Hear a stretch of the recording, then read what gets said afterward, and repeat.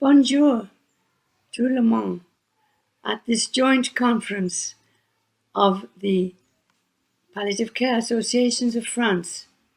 It is wonderful for me to talk to you from my home here in Uganda, where the model hospice for Hospice Africa was commenced in 1993. When I was 4, my mother had told me, as I grew up, that I had told her that when I saw pictures of the sick in Africa, that I was going to help them when I grew up. And indeed, I did. That stuck with me all my life. And now I have been in Africa for 38 years. And 26 of those have been here in Uganda, trying to follow our vision for Hospice Africa, which is palliative care for all in need in Africa. Because in Africa today, at least 50% in most African countries never actually see a health worker. And for cancer in our country, where we actually have a very good cancer institute, 90% of cancer patients do not reach treatment, and they lie at home in agony. And not only are they in agony, so also are their families. And so we have these problems here in Uganda and in the whole of Africa. Now, when we first came, we worked mainly with Anglophone countries. And it has only been in the last 5 or 6 years that we have started working with the Francophone countries. And we find that they have many problems. Many problems are similar to the Anglophone. They need special knowledge of their countries, of their ethos, of their culture, of their cultural beliefs, of their spirituality, and particularly of their economies, because it is through their economies that they will receive healthcare. When we started with our vision, we realized that there was no way that palliative care was going to reach African countries without pain control, because when a patient is in pain, so are the families. And the families are in great distress, and they sell all to control that pain. They don't come saying, I've got cancer. They come saying, I've got pain. And yet, how many doctors know how to control pain? How many nurses know how to control pain? We've got to look at this and help them.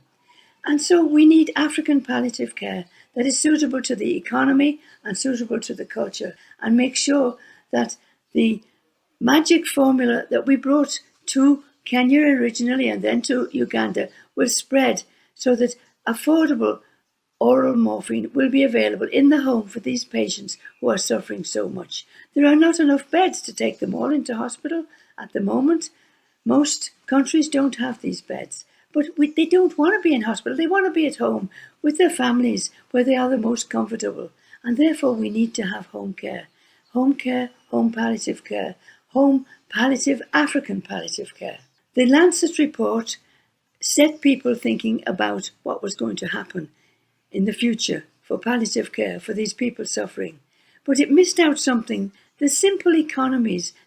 The families are devastated, and by the time they reach our care, they often haven't any money left. So we who are in palliative care have developed a spirit of hospitality. Every patient is our guest, and that patient will be treated as our guest. In palliative care, we'll consider the patient's needs. And of course, we're not going to spread palliative care unless we teach. And therefore, we have to train as many people as possible. All this takes money, and yet the world is not prepared to give money. Palliative care is the lowest priority in health, and yet the suffering is huge. Africa is often the lowest priority in many for the developing world to give money, and Africa is in great need. We've got to get that care, that heart, that love for the suffering into everybody, making decisions that will affect patients. And so we are pioneers. We have a special message to bring to everybody. Not just to palliative care, but throughout all caring people, throughout Africa and throughout the world. And that is, whatever we do, whatever we say, whatever decisions we make, the patient will be the center. We will learn from them. We need to share with them what we have learned. Thank you for listening to me.